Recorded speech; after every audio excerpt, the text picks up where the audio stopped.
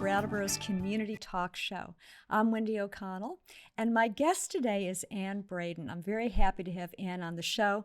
I know a lot of people have seen her locally since the publication of her book a couple of years ago, which was an award-winning book called The Benefits of Being an Octopus. It was a middle grade book. It's had a lot of acclaim. It's been on many state lists, as well as our Dorothy Canfield Fisher list here in Vermont. Ann is also an active advocate and community organizer, and she's the founder of two, not one, but two grassroots organizations. One, GunSense Vermont, and the other is the local Love Brigade. She's going to talk all about those things here today. Ann plunges herself into the hard work of listening to two or more sides of every story, and in turn, she helps us to do the same. Welcome, Ann. Thank you so much. It's wonderful to be here. It's great to have you on the show. Yeah. And it's wonderful because I just read your book, The Benefits of Being an Octopus. So I'm fresh. I'm a fresh audience here. And I think other folks in the community are as well. It's done so well. Yes, I did not expect any of it. I was really hoping that maybe a few people would read it, maybe 100. Yeah. And it's sort of blown my expectations out of the water. I think just because it's my goal when writing it was just I wanted to be honest and real. Mm-hmm. And that was the only thing driving me forward. And turns out that honesty really resonates with people. Yes. And you were also talking about things that haven't normally been talked about. I mean, you're covering rural poverty, you're covering abuse. You're covering all kinds of things that kids that age sometimes struggle with, but even more so given the circumstances of your main character, who is a fabulous character. Thank you. Yes. Thank you. Yeah, I think one of the themes of my life is about speaking up even when it's hard. And I think a lot of those issues are ones that affect kids at a daily basis, but they're surrounded by the silence that you're not supposed to talk about that stuff outside of the home. It's not talked about at school. You don't hear other people talking about it. And so having one person who is fictional, her story out there, means that you can see yourself on the page and that you realize you are a hero as much as the person next to you, if not more so. Yeah. So I think I really wanted to combat that isolation that comes with all those issues. At the very beginning of the book, you say, the history of the octopus illustrates the brain's ability to evolve. As they lost their ancestors' protective shells, they were forced to become more intelligent. So everything you speak to is all about that. Yeah, it's fascinating. Could you talk a little bit about the octopus and the benefits of being an octopus? Yes. Yeah. Like, why is Zoe obsessed with octopuses? So originally I was thinking, I like the idea of the octopus for Zoe just because she has to juggle so much. Yeah. And the octopuses are multitasking, or you can imagine them multitasking very easily. Right. But I started reading Sid Montgomery's The Soul of an Octopus, just as I was like, oh, this is great. I've wanted to read this book anyway. It'll be great research. And I was on page 3, 4, and it was talking about their incredible camouflage abilities. And I thought, oh my gosh, why has no one written this book yet?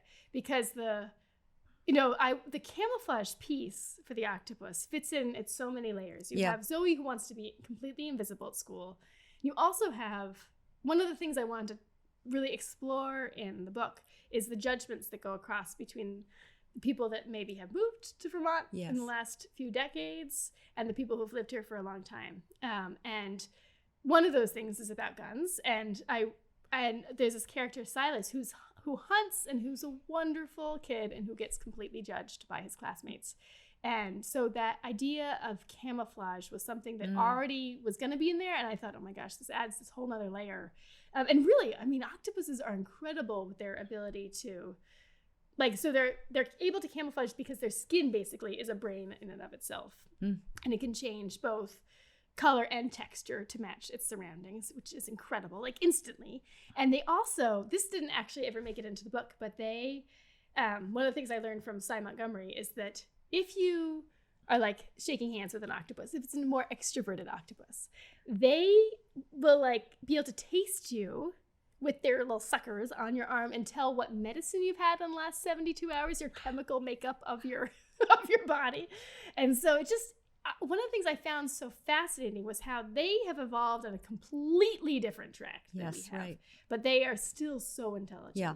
And I feel like there's so many kids that have to evolve in a different way than their classmates, but that does not make them less smart. Right. And so I love that there can be these different ways forward. Have you gotten feedback from kids? Have you gotten letters? Yeah. I actually, right in the center of my desk, I have this painting done by a girl I met in Oklahoma when I was there for school visits. And, she came up to me and she gave this to me. And we had this connection that it was like, I had sort of just led this writing workshop. I'd given my regular school visit, but I was there for longer. And I was, encouraging kids to write their own story and like talking about my own writing process and how if I can write, anyone can write, because I never thought of myself as a writer.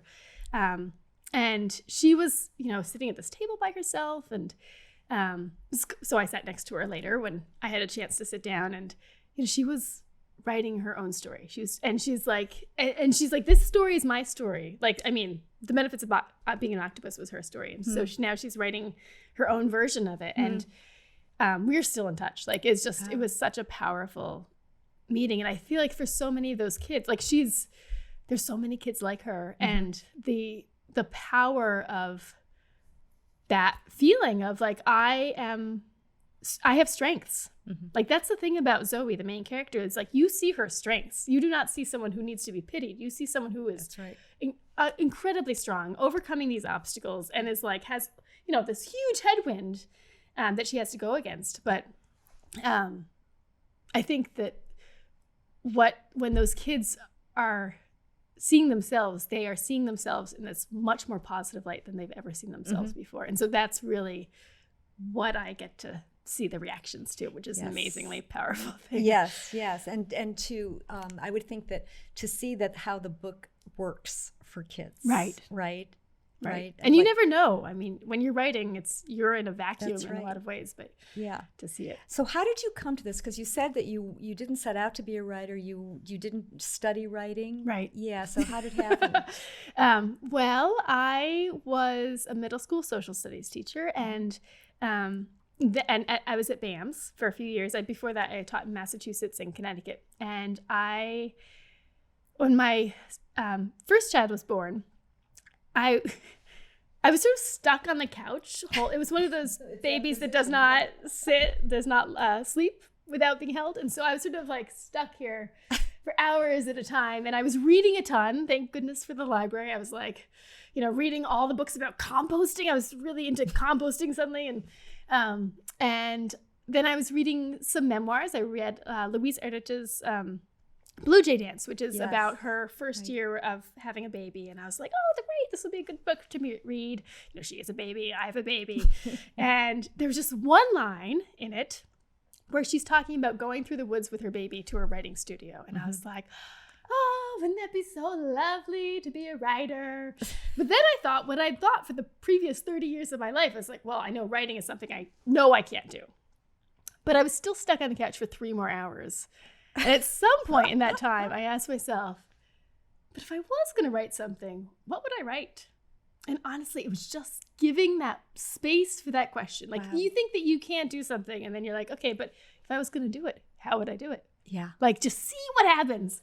And so I convinced my husband that I needed to buy a little netbook computer. And it wasn't like I suddenly had this whole idea for a story. It was like, oh, maybe it could be this kind of setting.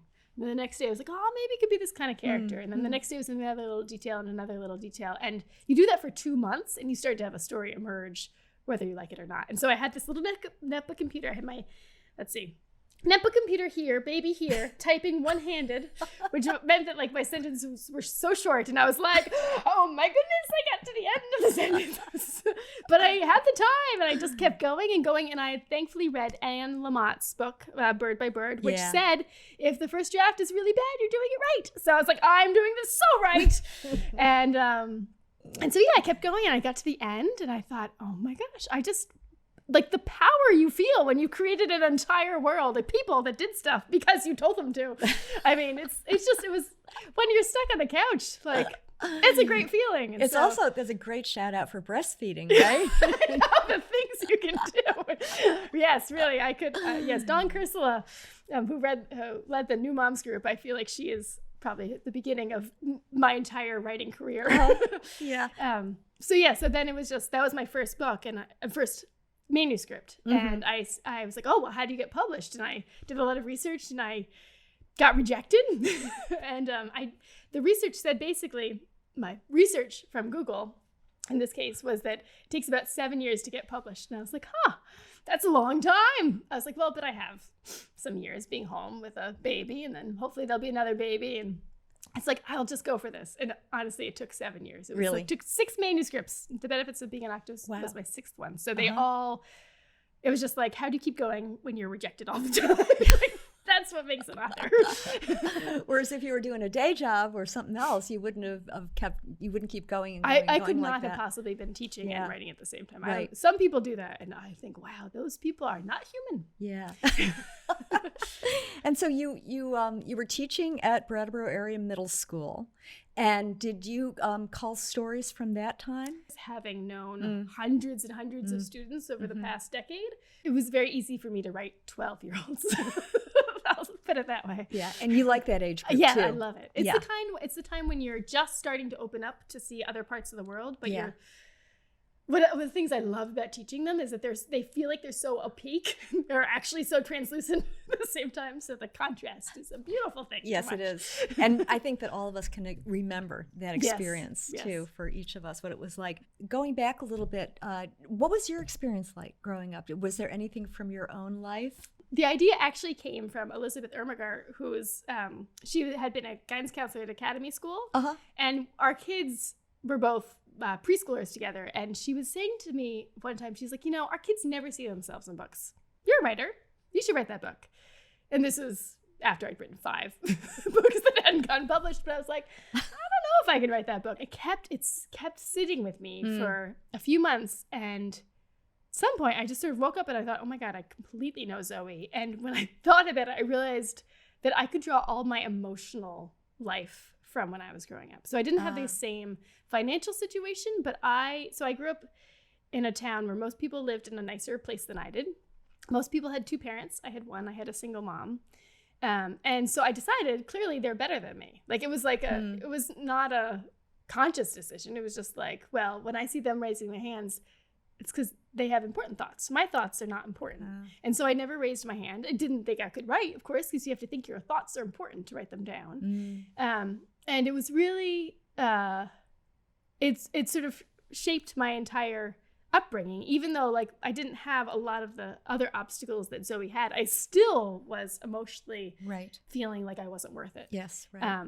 And what changed for me though was I read, it wasn't like this transformation overnight, but I read Homecoming by Cynthia Voigt. And it's about a girl with younger siblings who's in a really rough situation. And I thought, oh my gosh, if they can deal with that, I can deal with my own stuff. And so it helped me put things in perspective. I was 12 when I read it. Yeah, right. And from there, I started to get more confident. Yeah. And so I really, being able to draw on that emotional well meant that, oh my gosh, I can completely write this story. That's right. And that's so wonderful because it's also the power of books and story. Yes, right? Yes, they keep rippling out. GunSense Vermont. You've got a little bit of that in the Octopus, the I would assume seeds of that. You said, I cared more about finding common ground than avoiding conflict because all the yelling back and forth was doing nothing to change the situation. Soon, I was president of a brand new grassroots organization heading into absurdly polarized water. Right. Yes. It was not what I was planning to do. That issue in particular, I feel like the common ground had gotten lost. I mean, maybe abortion is another one where there's so, like, any time you have an issue where people are like, it's about trying to shout down the other side, there isn't a conversation about, well, where do we actually agree? And Right. in terms of guns, it was like, well, we could actually pass laws that we agree on and make progress on this issue. Mm-hmm. And so it really felt like the common ground needed to be part of the discussion. And so, yeah, it turns out like it was a mama bear moment of I certainly no longer care about things I've cared about in the past. I think of myself as a pretty sensitive person and I don't like conflict. And here I am in the middle of this. But one of the most heated discussions we have going on in the country. Right. But you went forward and talked to people on both sides and learned a lot. Yeah. And it was one of those things where, with the benefits of being an octopus, I actually was trying to keep guns out of that book. I wanted the hunting piece to be part of the book originally, but I was not planning on the issue of guns being a larger part of it. But I was midway through the book and I was sort of stuck and I couldn't figure out what happened next. And my friend, who is also in the writing community, was like, isn't it obvious that it involves guns? And I was like, no, I'm not writing that book. That's a different part of my life. But then I was like, oh, you're totally right. For me, I think what happened was I didn't agree with either of the extremes. And sometimes that's what you need to push you into actually saying what you think. Yes. When you have people that you're like, no, but I don't belong in either of those categories. Right. So I do have something to say. And so for Zoe, it was a similar situation where she could see both sides of the issue because of the position she was in for a number of reasons. Yes. And that is what forced her to actually finally speak up. And GunSense Vermont has really helped with legislation of moving this thing forward. Yes, I wasn't part of GunSense anymore by the time that all that landmark gun laws passed, but the organization did an incredible job. And I mean, part of it really was what we had to do was make the topic possible to discuss. Right. Like that was our job. Yeah. That's a big job. And then, it was the kids who came up and it was all the March for Our Lives. And that's what pushed it over the top. Oh, yes. So, and also the stories of families hunting together. Yes. Yes. As being impactful for you as well. To realize that. Yes. Definitely. Yeah. I mean, I think I had that before GunSense, really. I think just because I had students that hunted and they talk about how they spent the weekend hunting and you're like, gosh, that's so much better than video games. Great. So yeah, I started out being pretty pro hunting. So the local love brigade, let's hear about the local moving on. Harder to burn out from. So the local love brigade really got started 4 years ago, almost the next month. And that was another collaboration just from conversations with angry women. I think that's really what it came out of. I was actually up in Montpelier for the Pantsuit Nation meetup afterwards in December, and we were sort of brainstorming what are topics that we needed to be acting on and organizing around. And I was like, organized response to hate. I really wanted that to be on the agenda, and so I got it on the agenda, and there was like 5 or 6 of us that sat down and just brainstormed ideas for what can we do, because already there was hate being spewed. And I think one of the things about hate is that it's often being perpetuated by individuals, like regular people. And so we are regular people. So if it's being perpetuated by regular people should be able to do something to stop it. And the image I had, have you seen the Laramie Project, the documentary? No. Oh, it's I used to use it in class, in my classroom, but it's about Matthew Shepard's death in Wyoming. Yes, right. And it's incredible documentary. But one of the pieces of it is the Westboro Baptist Church is coming to protest at his funeral. And one of the young women who knew Matthew was trying to figure out what to do about this. And she ends up deciding, she gets a group of people together and they make these long PVC pipe arms and drape sheets over them so they're like angel wings. And they just walk out and stand in this silent line blocking the hate. And I kept coming back to that scene. It still gives me chills. Just, oh my gosh, it's such a powerful act. And I kept thinking, what can we do that's like that to sort of block that hate? And so one of the people I was talking to was like postcards. Kelly McCracken from Montpelier. Thank you, Kelly. And it was like, oh my gosh, yeah, we could totally do that. Yes. And so as I was driving home, or I guess as soon as I got home that night, we found out that the Islamic Society of Vermont had gotten hate mail. And so we're like, and someone's like, what can we do about this? And I thought, I know what we can do. We can send them lots of postcards covered with hearts. It doesn't even have to be this complicated thing. We can just, have this onslaught of, no, you are not hated by your community. You are loved and supported. And they got like 500 postcards. Wow. And so it was one of those things that the imam came out with this just huge stack of postcards. He was like, if the person who sent us the hate mail knew that this was going to happen, they probably wouldn't have sent it. And so that was really the beginning. And from there, it was just a matter of, create a Facebook page and a Google Doc. I'm all about spreadsheets. That's like how I start organizations. I'm like, we just need a spreadsheet. Good for you. That's great. Well, the Google Docs keep themselves going. That's why the Love Brigade is still going. And so we have a Facebook group, and it started spreading to lots of different states. They're not super active. The Vermont one is the most active, but it's just an incredible thing. It's so easy. And you're just like, oh, I sent love out into the world. I feel better. That's right. You put a stamp on it. Yes. You put it in the mailbox, and it goes to someone. And it's just, I think people often think that, oh, it's someone I don't know, I can't do anything. But really getting a random love postcard from someone who's thinking of you when they're a stranger is a very powerful thing. Yeah. Yeah, and I think that if we each thought about how these things affect us, which is how your book started, really, right? Right. It's the same kind of thing. It's like, we're just ordinary people here. Yes. Yeah, and when it comes right down to it, we're having a conversation. I could have a conversation with anyone. We can have conversations together and come to some kind of, we can at least listen, right? Yes, right. Is what it comes down to. Yeah. Right. And I know in your book you gave a lot of acknowledgments to people who have helped with the Octopus and moving it forward and influencing you. Local people that you can name? Who wasn't in the acknowledgments because she helped me immediately after the acknowledgments had been written, is Karen Hess, who is a beloved author locally. Yes. And the book has done incredibly well, and I really have her to thank. She and I sang in the women's chorus together for a while. She asked what my book was about, and she offered, like, if you ever, I'd love to read it sometime. And I was like, oh, great. And I printed it out and put it in a binder from Staples.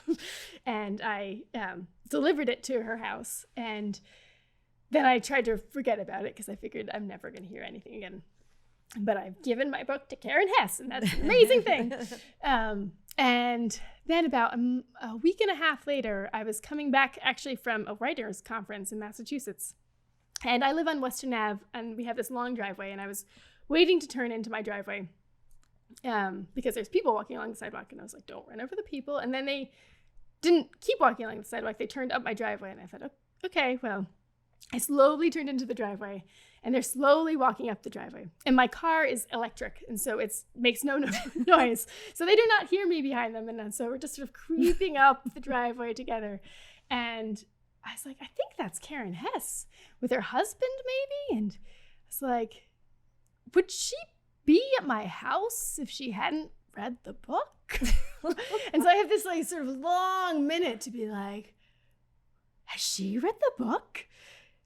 Does she like it? And I got to the top, and we had this awkward moment of being like, hi, I was behind you the whole time.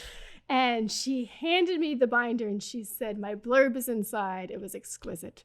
And I've honestly not touched the ground since that moment. And so her blurb is what's been on the cover of every book that has gone out into the world. And I'm sure that no one would have taken it seriously otherwise. That's a lovely story. Yeah, that's wonderful. And a lovely person. Yes, as well. She absolutely is. So you were part of the Brattleboro Women's Chorus. Yes. Yes. It was one of those things, I haven't had as much time recently, but I don't think I could have done anything that I've done that was brave without that. Like it's like you're soaking up all the strength from all these amazing women that are being themselves unapologetically, singing their hearts out. And when it's like, that's the best osmosis there is. And Becky Graber leads with such incredible music. that it created this foundation for me to stand on that everything else has been able to be built off of. Wow, that's lovely as well. Boy, what a great story. Well, here's to women. The power of women in Brattleboro. Yeah, yes. And men, good men. Thanks. Yes, that as well. And you have a new book coming out. Yes, I am so excited about it. It's actually inspired by the Love Brigade.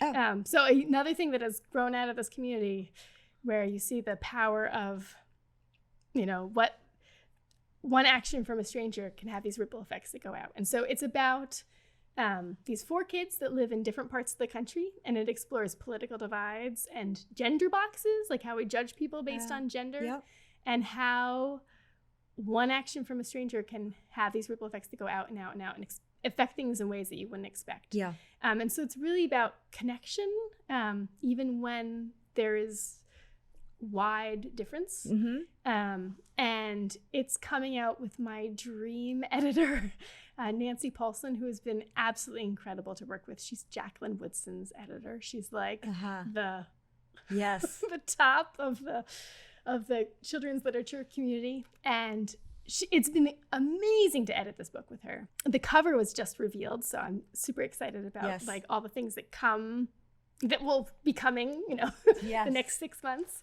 So it comes out in May. In May. Oh, so it'll be a spring title. Yes. And the title again? The Flight of the Puffin. The Flight of the Puffin. Well, no, that part got dropped. So it's just the Flight of the Puffin. We couldn't fit it on the cover. No the. No the. It's like Facebook. No the, right? Yeah, not the Facebook. And you've had a podcast. I know that you're not quite active with the podcast, but did you enjoy doing that? I did. I co-hosted with Sadia Faruqi, she's in Houston.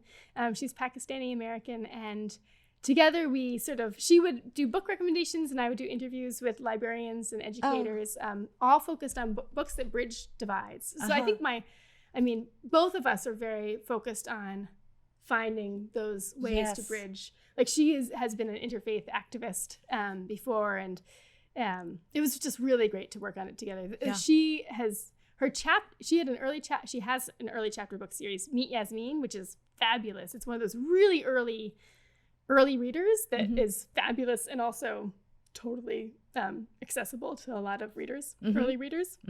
And she has 2 new middle grades that just came out this past fall. She's incredibly prolific, and so we both just got too busy to keep it going. But it was so fun. Yeah. Isn't it exciting, really? Yes. And I think of what you've done in a very short period of time.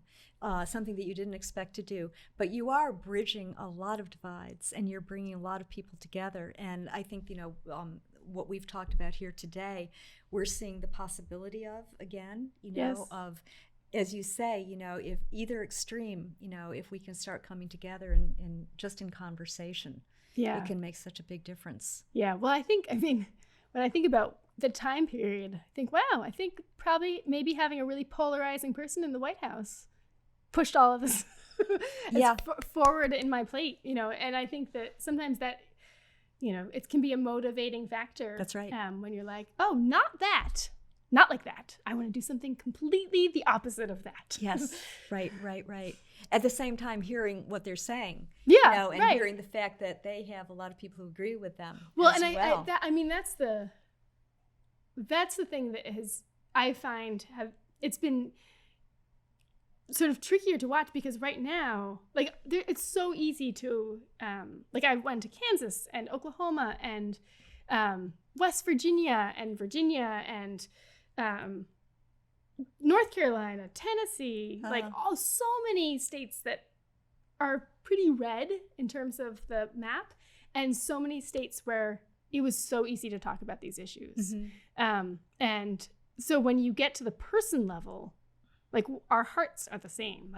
We're caring about the same thing. We're worried about the same kinds of things. And so it's a matter of getting past the talking points up here and actually listening to each other. And stories really are a way where it's a safe place to come together and to have those conversations. And so I think, the more we can just talk to each other as individuals, as human beings, the better. It's great. You said it. You said it all. Thank you, Ann. Oh, thank you so much for having me. Thank you for being on. It was great to hear all about what you're doing. You said it. Excellent. Thanks to all of you for joining us today for this enlivening conversation with Ann Braden. Her information will be at the end of the show in terms of if you want to be in contact and the different things she has going on. So that will be available. And tune in next week. We will have someone else from our community on, and we'll have fun too. Thank you so much.